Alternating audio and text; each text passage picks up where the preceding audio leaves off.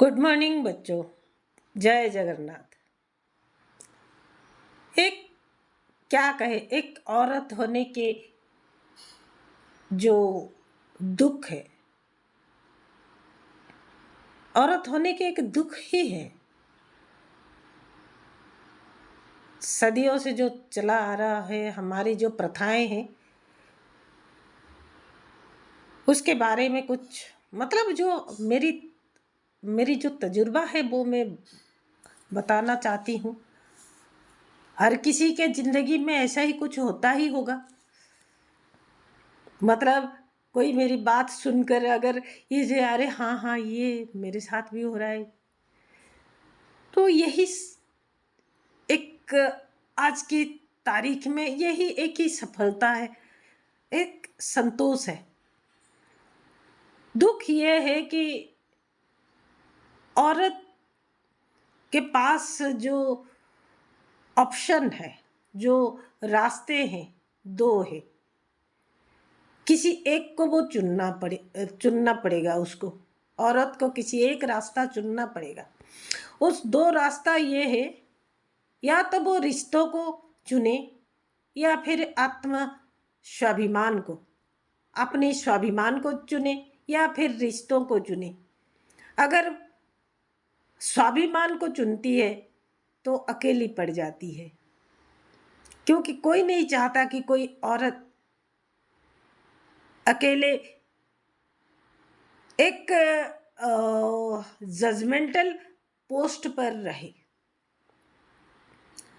हमेशा समाज यही चाहता है कि औरत पर मर्द हावी हो,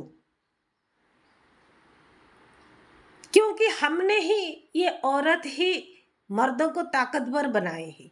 क्योंकि ये समाज सिर्फ हमारे भारत की बात नहीं है, कहीं भी देख लो, अमेरिका में भी देख लो, हिलरी क्लिंटन वो प्रेसिडेंट बन सकती थी, बनने नहीं दिया गया। मिसेस ओबामा उस रास्ते में जाने से डर रही है क्योंकि वो काम नहीं कर पाएगी। बाकी जो उनके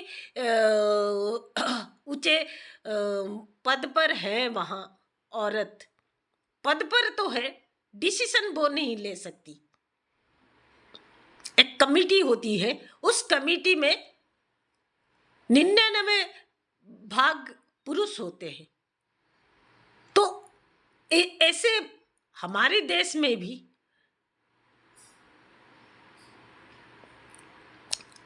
शायद कोई औरत दोबारा इंदिरा गांधी जैसी हो, ऊंचे पद पर भी हो और अपना निर्णय भी खुद ले सकती हो। शायद कोई हो ना, उससे पहले कोई बन पाई थी। ये उनकी तकदीर है कि इतने बड़े पद पर वो रही और उनको ना स्वाभिमान खोना पड़ा ना रिश्ते। फिर भी कुछ हद तक तो रिश्ते खोना ही पड़ा ना, वरना उनकी जो छोटी बहू नाती आज दूसरी तरफ ना होते। ये छोटे मोटे कंप्रोमाइजेस फिर भी चलती है, पर हमारी जो रेगुलर लाइफ है, जो आम जीवन है, हर घर में देख लीजिए, औरत को हमेशा कंप्रोमाइज करनी पड़ती है, समझौता करना पड़ता है हर चीज में। अगर आप स्वाभिमान को देखें तो घर में अगर आपकी कोई बात घर में मानी जाती है तो या तो उस बात के लिए आप बहुत लड़ते हो, या फिर घर के मर्दों के पास उस बात को काटने के लिए कोई रास्ता ना बचे, यानी वो मजबूर हो जाते हैं। वरना खुशी से कोई औरत की स्वाभिमान की परवाह नहीं करता। और हर कदम पर मर्दों के साथ समझौता कर पाना, मैं अपनी बात कहती हूं, नहीं कर पाई। ना बाप भाइयों के साथ, ना पति के साथ। स्वाभिमान को मैं नहीं छोड़ पाई, अकेले जिंदगी गुजारना पड़ा। संघर्ष संघर्ष से जिंदगी शुरू हुआ और संघर्ष अभी जारी है, अंत तक संघर्ष ही रहेगा। और ऐसे में मैं दुनिया को देखती हूँ, लोगों के साथ मिलती हूँ, गरीब लोगों के साथ मिलती हूँ, अमीरों के साथ। मेरे जो जिस खानदान से जिस हालात से आती हूँ, अमीरों के साथ मिलना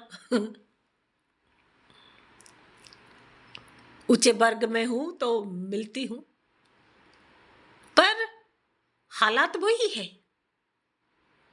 गरीब घर की महिलाएं जैसे घुटन से जीती है अपनी पति, बेटा, बाप, भाई, देवर, ससुर। ऊंचे वर्ग में जो अमीर औरतें हैं, उनके पास उनकी बैंक बैलेंस शायद बैंक बैलेंस मोटी हो, फिर भी वो घर के मर्दों के पास कमजोर है, और वो अपना स्वाभिमान बचा नहीं पाती है, क्योंकि ये सब कुछ छोड़ जाएंगे, उन्हें अलग कर लेंगे। इसीलिए वो अपना जो मनोरंजन है कहीं और दूसरी तरीके से करती है और उसको अपना स्वाभिमान मान लेती है। अगर आपकी बात की सम्मान ना हो, पर आप उस दुख को कहीं और जाके मनोरंजन के माध्यम से भूलने की कोशिश करे, उसे स्वाभिमान नहीं कहते, उसे बस जिंदगी जीने की बस एक तरीका कहते हैं। बहुत तकलीफ होती है, स्वाभिमान के साथ जीना बहुत तकलीफ होती है। जय जगन्नाथ।